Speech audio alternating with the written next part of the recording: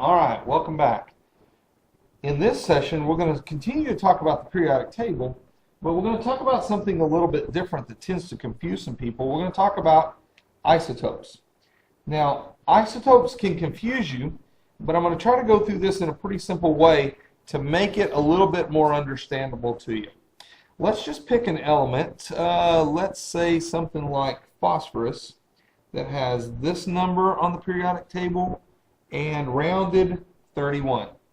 So we know from the last couple of sessions that means that you have 15 protons, you have 15 electrons because they're supposed to equal each other, and to get the neutrons you subtract 31 minus 15, you get 16 neutrons.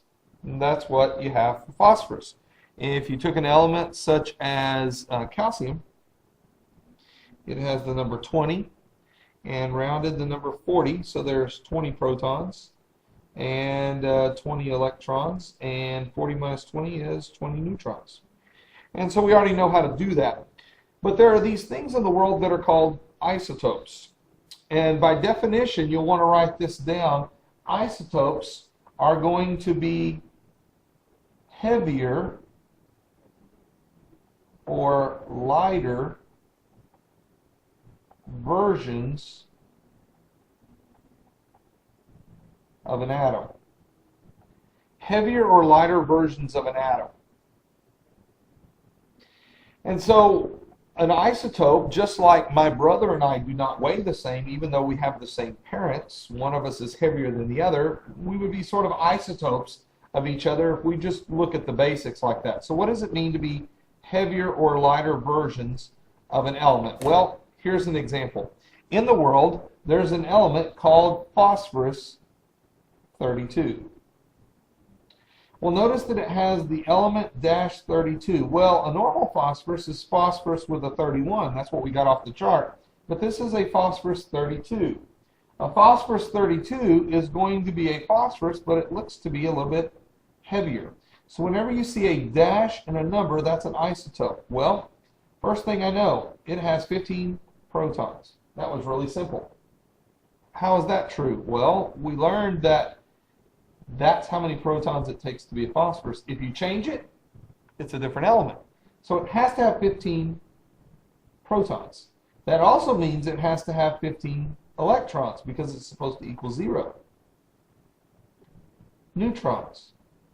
We said earlier that neutrons change the mass. The mass changed. It's heavier. So this time 15 minus 32 is not 16 neutrons, it is 17 neutrons. Very simply, this is what an isotope is. It happens to be a heavier version of that element. I'll give you another example. Calcium 38 is an isotope of calcium. It has 20 protons because all calciums have 20 protons.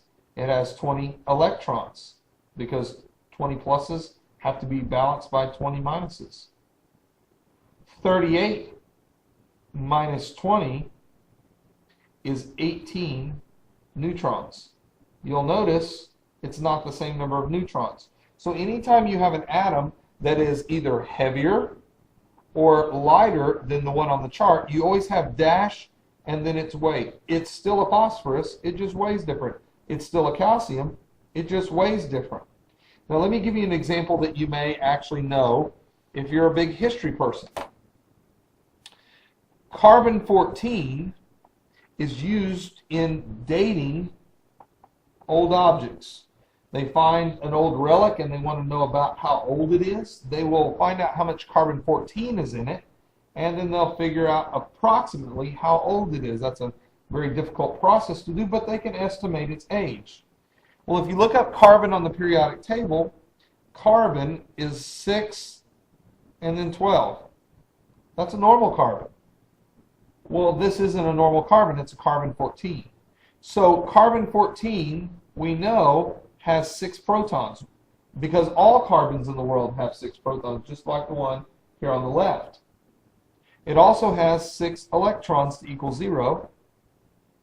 And 14 minus 6 gives me 8 neutrons. carbon-14, that's why it's called that, that's why the name looks like that, it's an isotope. Now, that isotope we've learned how to do something really cool with, like dating old objects. Not all isotopes do that. There are some in nature that have no real function, they're just heavier, lighter than the normal version. So in this case, you can see that a normal carbon has a weight of 12. This one's just a different one. So if it's heavier or lighter, you always have a value written like this. In the next session, you're going to practice, see if you can get some of those on your own as well.